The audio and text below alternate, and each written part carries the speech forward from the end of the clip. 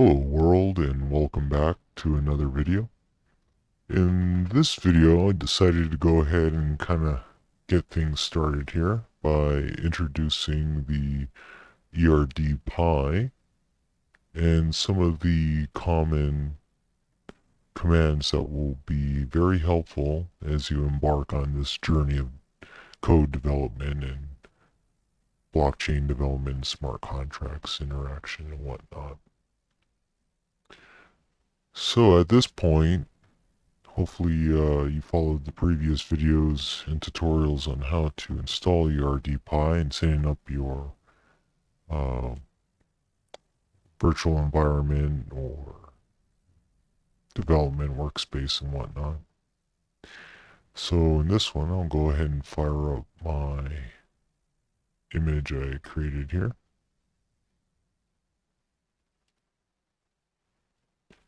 And let that fire up.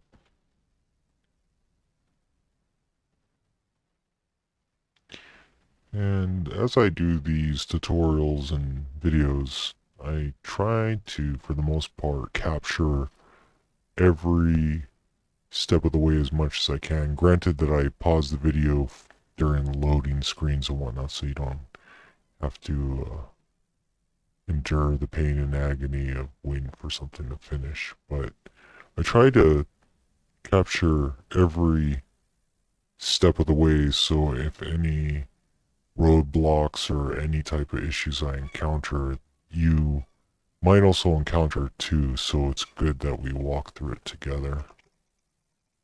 That way you can see that this was pretty much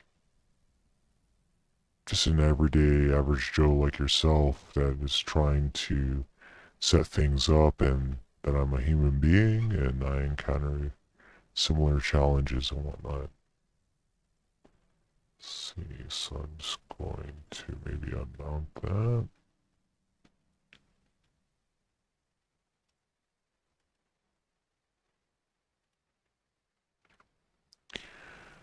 Okay, so now that we got everything squared away here,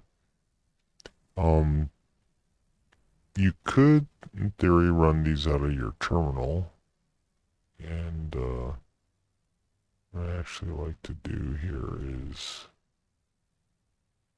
I actually like to set a transparency here.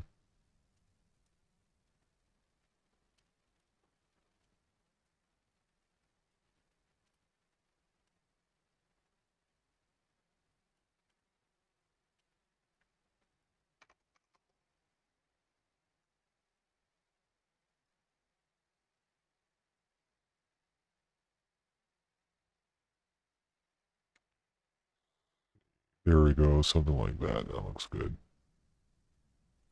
Alright.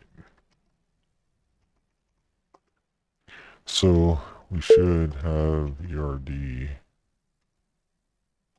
Yep, we do. Okay.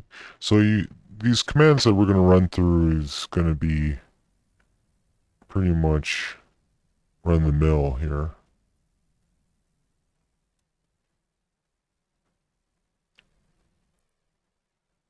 But for this one, I really like using Visual Studio Code. I just like the way that it integrates.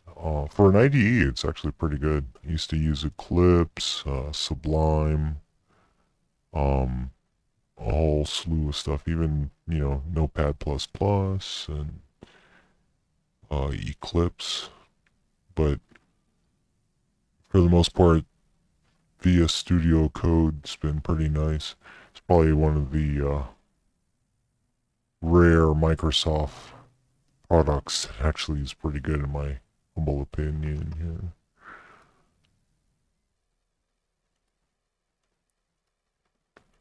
See here. So this was probably from another demo that I was doing.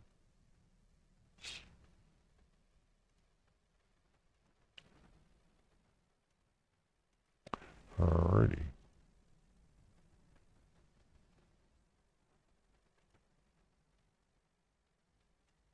So I'll go ahead and close this one out, start fresh and new here.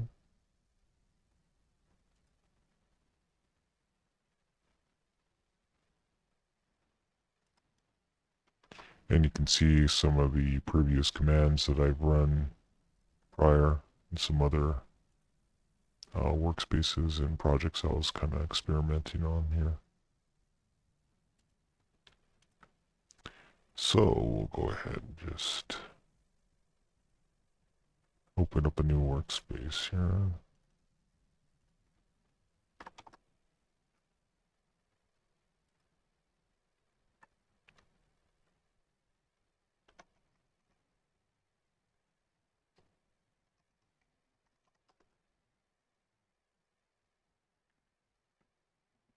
Excellent.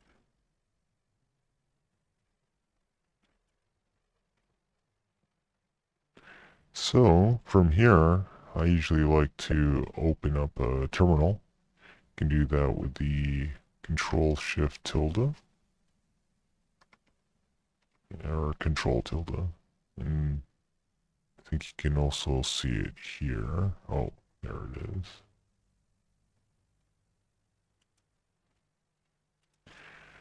And we're working out of this current working directory. So it's completely empty. Cool. So we'll get things started by running this command.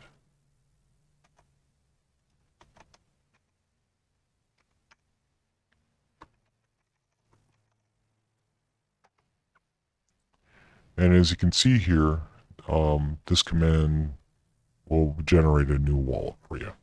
And as I'm working through these commands in this tutorial, I'll put the commands in the descriptions of the video as well. But you can see here it gives us a 24 mnemonic seed phrase here, recovery phrase. And this is pretty much what we'll use to create our wallets. You may or may not know that this is similar to most blockchains when creating wallets, especially in the MyAir app for your mobile device. You may have set this up before, or the web wallet. And for the web wallet, we can make our way actually to the testnet for this example.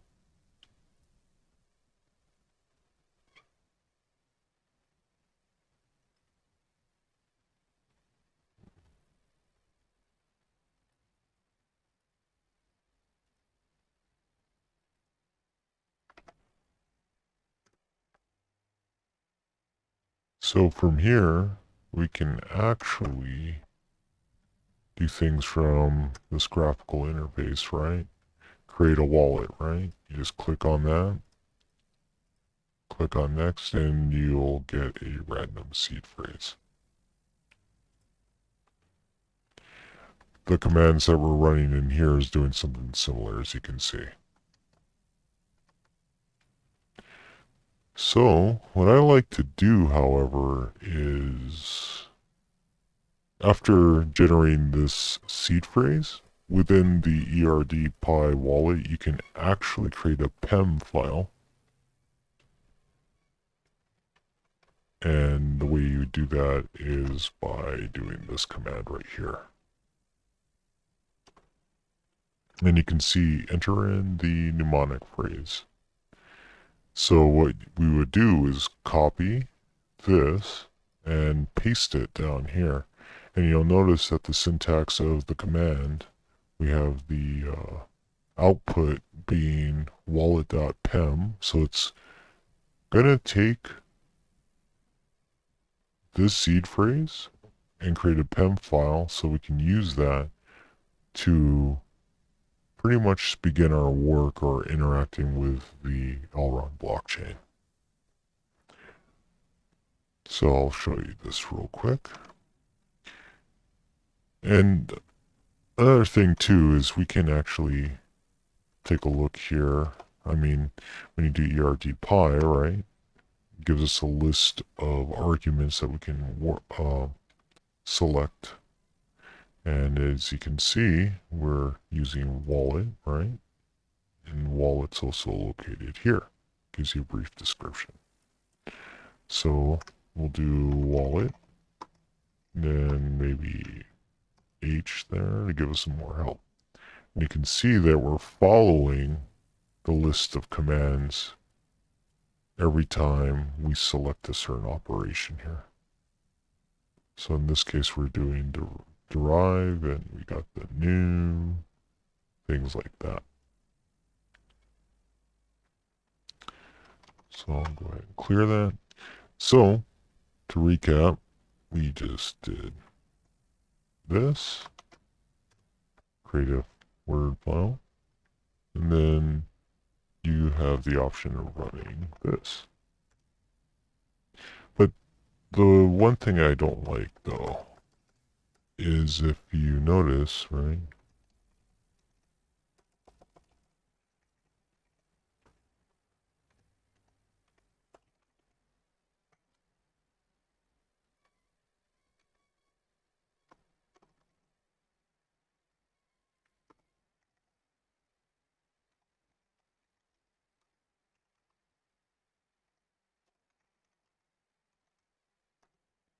You'll notice that it's kind of tedious because every time you do this command, it always outputs this mnemonic colon, and it makes it kind of hard when you have to highlight all the way up to here and copy that and paste that inside here.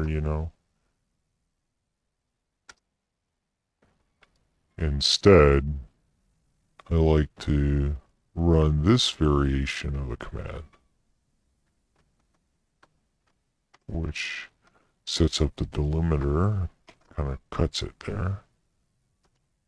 You'll notice that it doesn't give me this mnemonic at the beginning.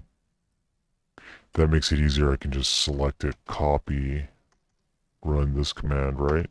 And just paste it right in. Makes it very easy. And you may be able to integrate this into certain types of scripting or any type of automation, especially if you're doing continuous improvement, implementation, and development life cycles. So, but you notice after we enter the mnemonic that it'll actually develop the pen file, and it'll actually give us the public facing address there. And you can see the contents of the file right there. So we can verify that this works here by coming to the login of the wallet. And there's different methods we can do here, right? And one of them being pen. So we'll select the file.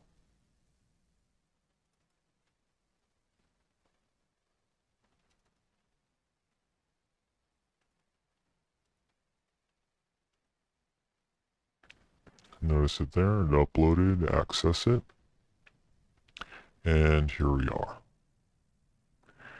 So we're doing this all in testnet. It's usually best to do the dev and testnets, and I'll provide those URLs in the description as well. But usually you'll do a path to production process here when you're doing your development. And the thing is that I like about the dev and testnets is they have a faucet, and it's pretty generous. It gives you about 30 fake tokens to play around with and do your test on the test bed here. It's way better than trying to do development on Ethereum because their faucets are almost non-existent, and when you do find one, it usually just gives you like 0.3 ETH to do your development work on. It's just horrendous. So, but anyway, let's continue on here. So I'm just going to clear the terminal. And one thing that I like to do is once we have received our public-facing address, we can run this command, which is the erdpy account. And this will give us information about that account that we just generated, or any account for that matter. So, what I'll do here is we can take a look.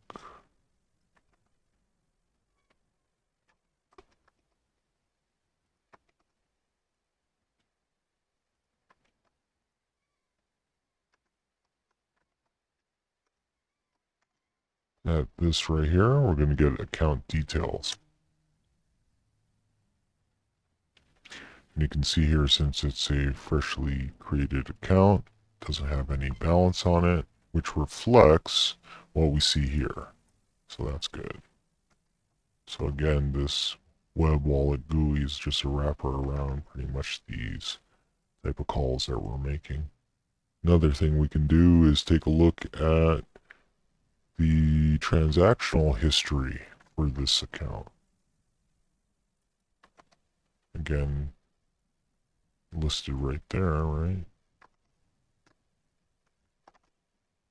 And it's a JSON format. You'll notice that there's nothing there because there is no transactional history.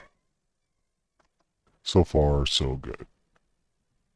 So now let's take a look when we actually submit a request for some tokens or some Faucet coins here. Excellent. Give it a moment. You can see that there is this request pending.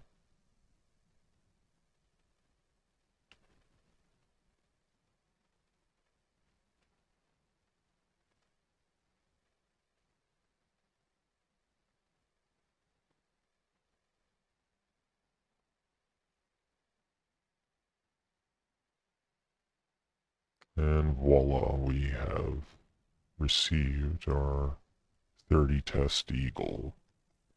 So now let's rerun these commands again and see what type of output we get.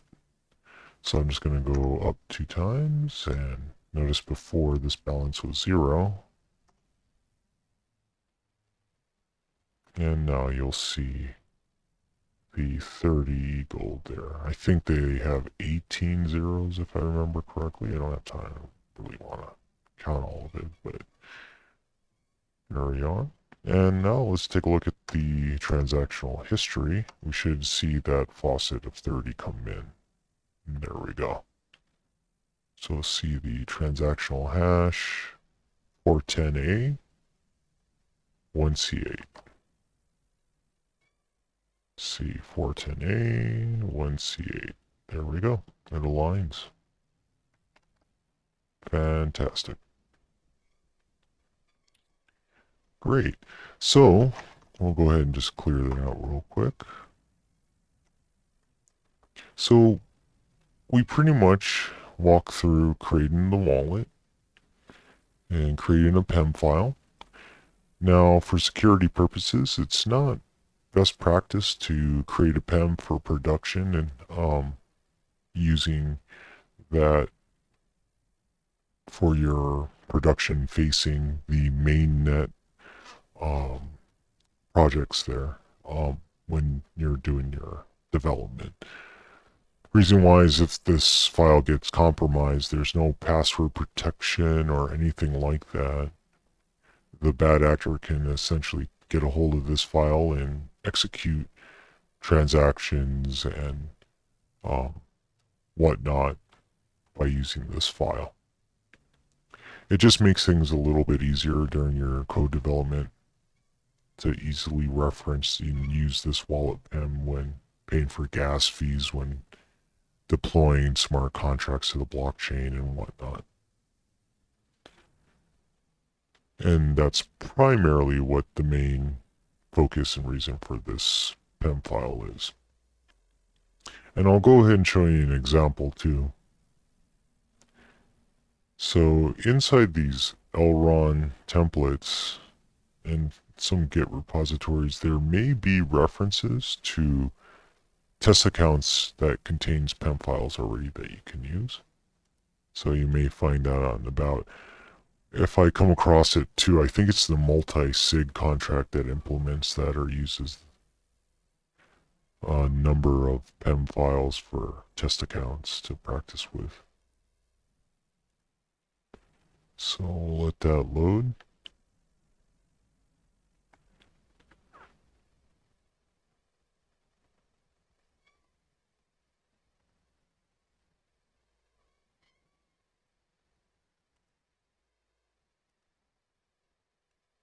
I think I may need to actually run setting up the Elrond workspace here.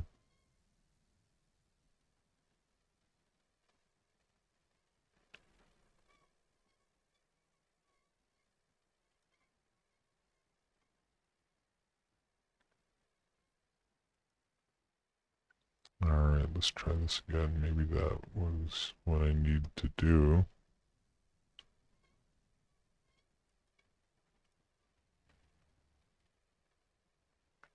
There we go.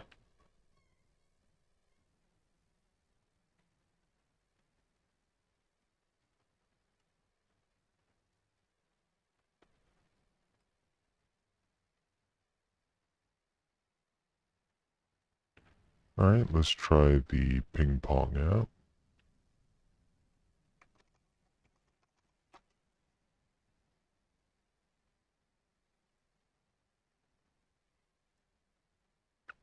And there we are. So I'll just close that out for now.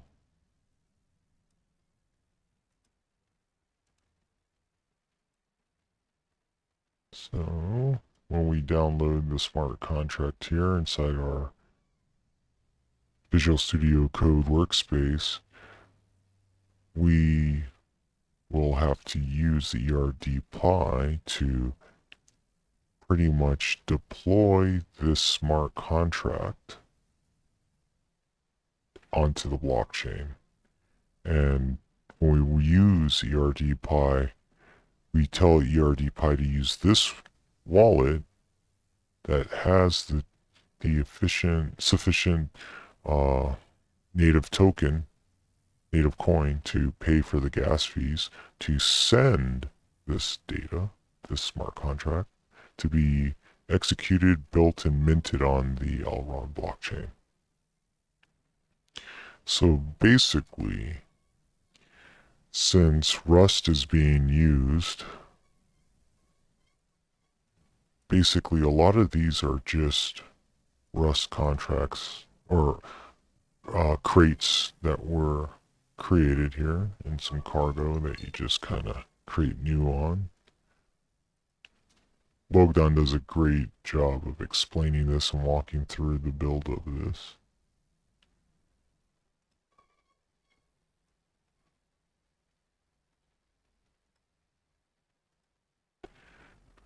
But from here, now that we actually have some xEGLD in this wallet, we can use and reference this to deploy this contract. I'm not going to make any changes to the smart contract. I'm just going to show you for intents and purposes of this demo the use of this wallet here. So we'll just do the erdpy. Double checking here for, okay, we got ping pong. So I believe we can do one of two things. We can do erdpy, and just to show you, we're going to be working with the contract part of this.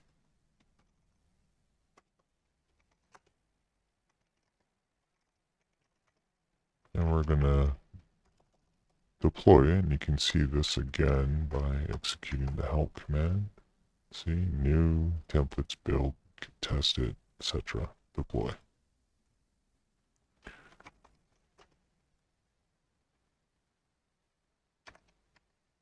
So first, I believe we have to build it.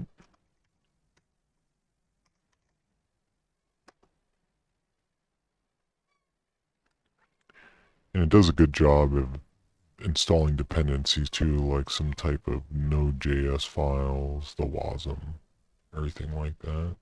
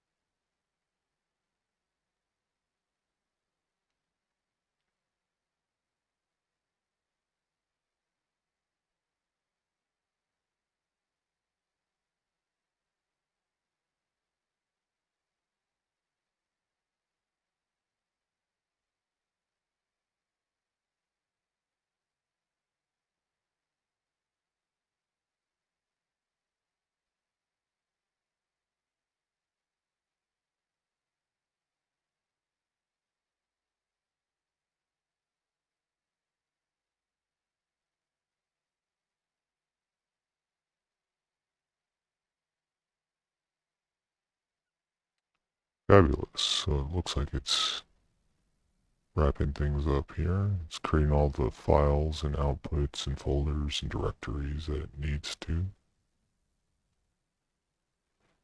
Alright. So looks like it ran. And what's kind of cool about this too is it has, for most of the smart contract templates that they created, they usually have an interaction and some template snippets here. It's pretty cool because you can actually see the ERD commands that they're using. So it's a good way to kind of reverse engineer or kind of mimic or spoof or copy some of the commands that they do here. It's pretty nice, like you can see here, contract deployed. You can see some of the arguments, and like any programming structure, usually there's some type of variable defined, the variables referenced throughout the code there, so you can kind of reverse engineer and backtrack and see where things are referenced. So usually you can kind of change some variables here to meet your environment, you know, and run things like you would.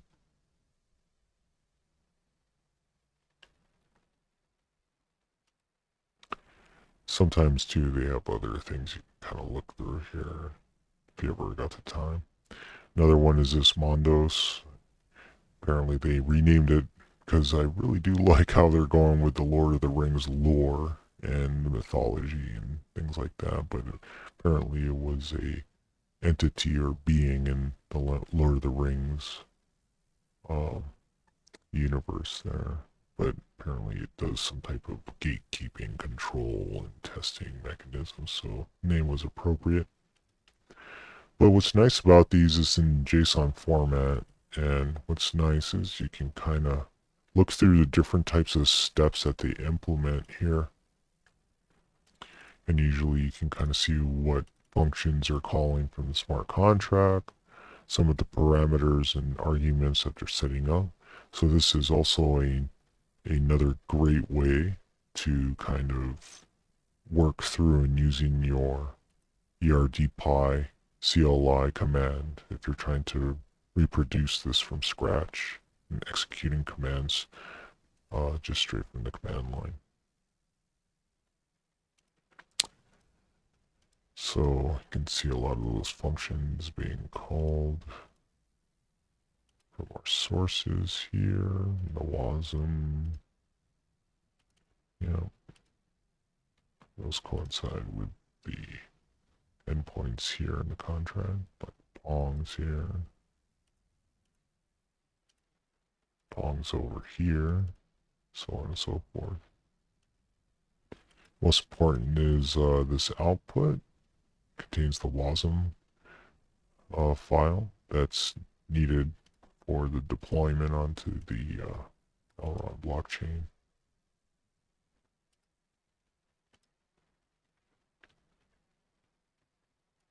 Excellent. So I'll go ahead and clear this out. And now we'll show you how to use that this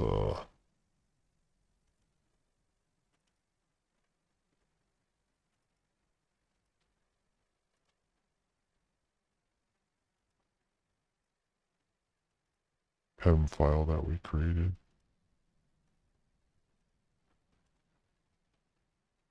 So, like we see here, we got 30 test xEGLD in here, so we have enough to cover any gas fees or deployment of smart contracts. So, I'll go ahead and use the erdpy. We're dealing with the contract again. Okay. And I usually like to do verbose just to see all the output as we're doing this. We're going to deploy. And you can set up some variables here, like the chain to use. In this case, we're going to be using the testnet. And it's given by the T. You can also specify the project that we got, which is ping pong. And then here we can also reference the PEM file that we created.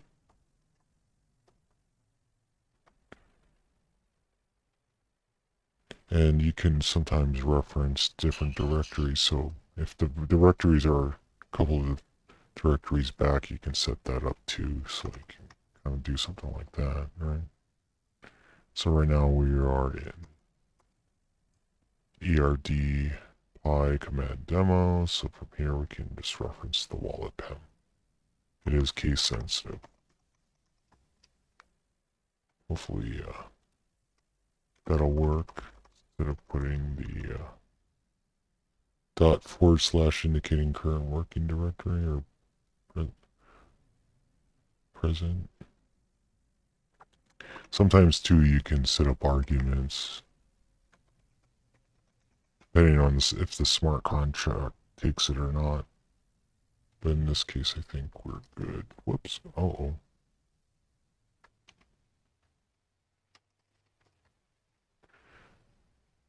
Alright. And I think we have to also put in the recall and send. See if this works. Nope. Or I guess we have to set up a gas limit.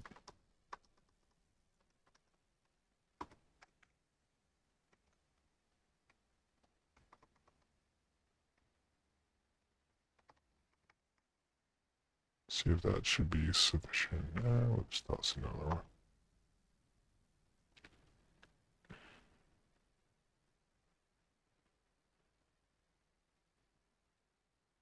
Okay, looks like that didn't like it.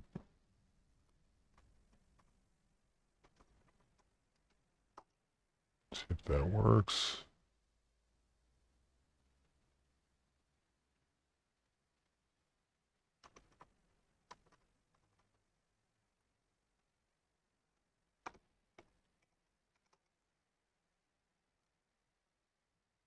Let's see, so it looks like something's not going good. You can do simulate to test it as well.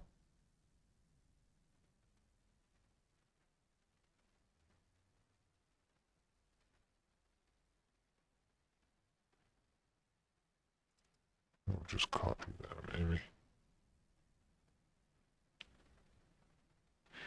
Let's just try this.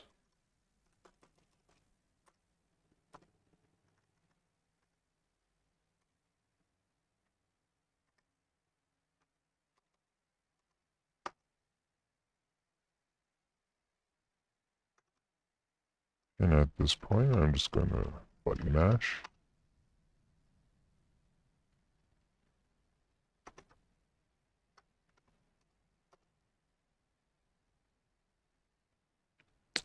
Okay, I think we got something.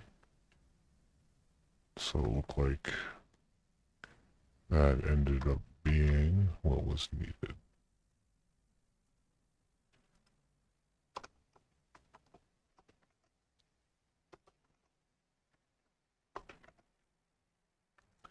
So we got our contract address here and the transactional hash.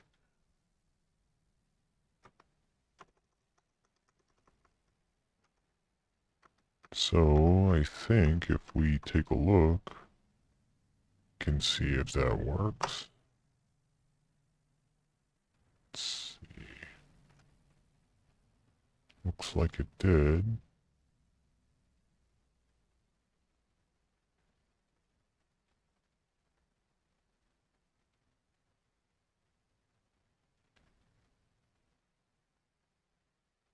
Seven CB. So that was a hash, and there it is. Okay, we can confirm this even more. See, we paid for some gas.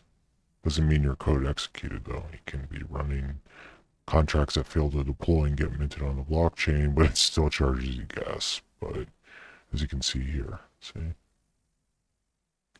So at this stage, it'll pretty much require some troubleshooting and figuring out what exactly went wrong in your deployment. And we can take a look at this.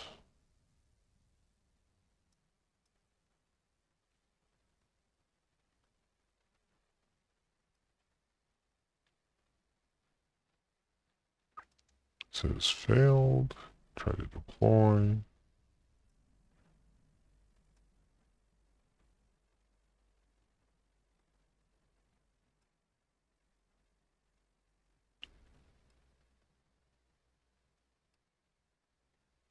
So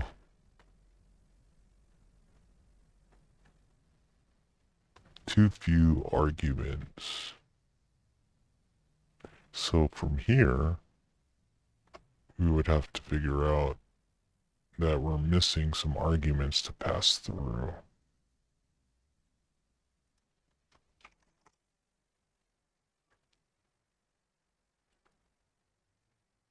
So we can probably look at the snippet to kind of see if how they're deploying it, right?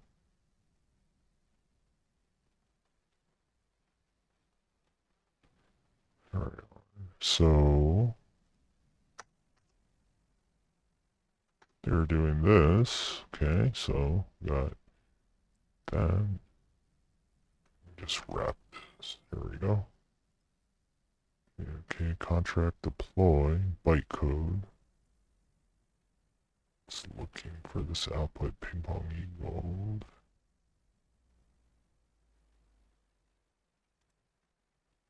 Right there.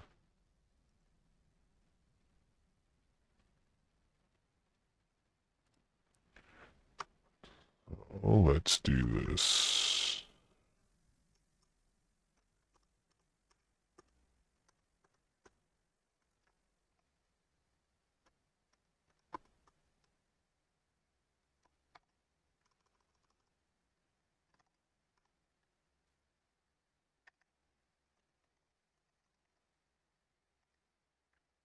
Okay, we got the bytecode, we got the PEM file, got the proxy.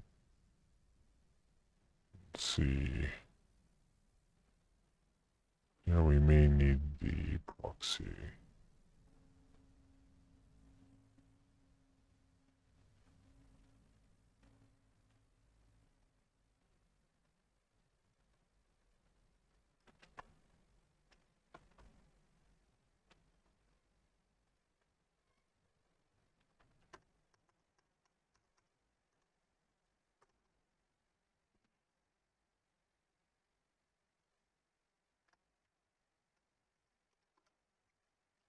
We got the proxy. What out file they're using? Out.json.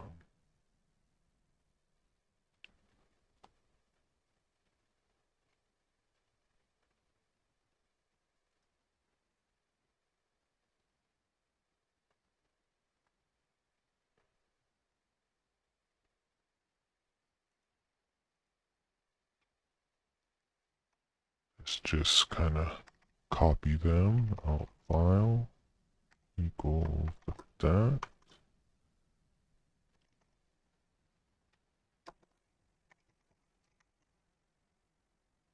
Test deploy dot JSON. Call nodes, gas limits, who they use. That one. Let's just use that. Well, this number is a little bit bigger than that one, so.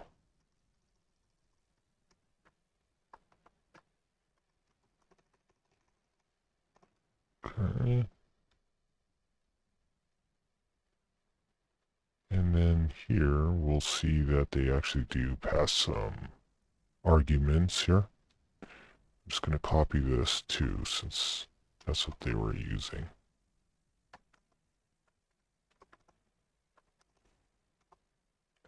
Okay.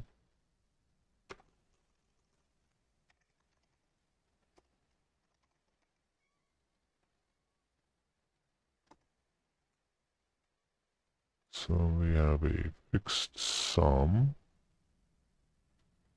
of that much.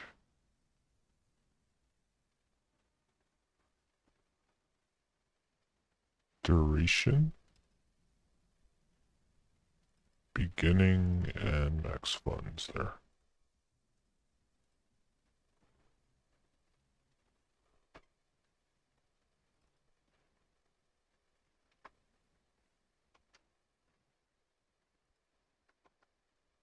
Whoops.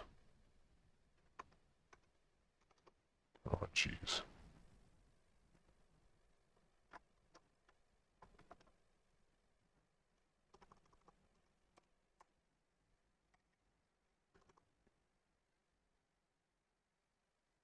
And usually these arguments that's accepted is usually using that hex or Bec32 or some type of encoding like that.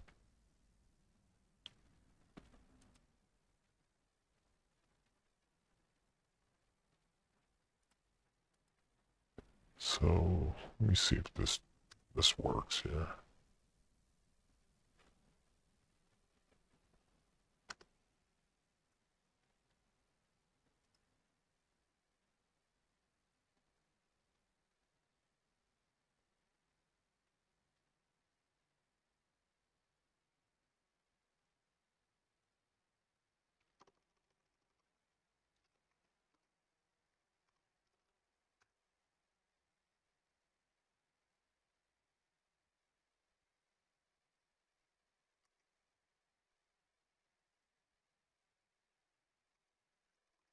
Maybe you have to be inside the ping pong directory. Let's try that.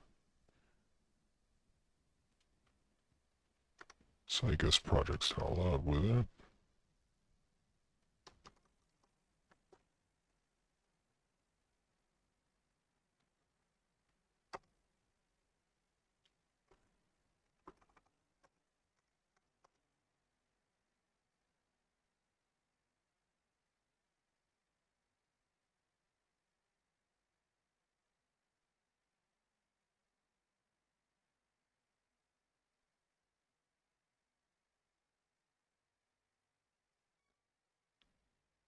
Contract address there. You can see it on the Explorer.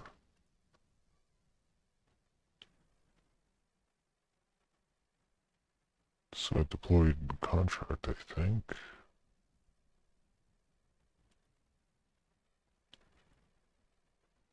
It still shows it as failed.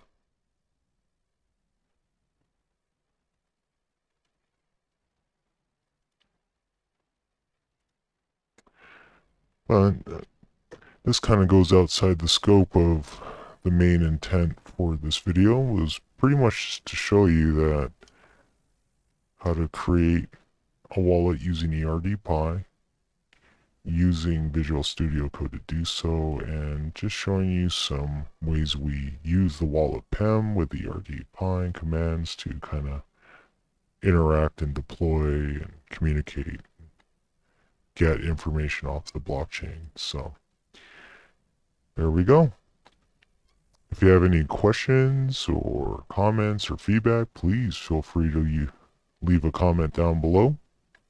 If there's any suggestions or requests to cover, please leave so as well, and I'll do my best to answer them as best as I can. Well, I appreciate your time. Thanks for watching, and see you in the next video. Take care. Bye-bye.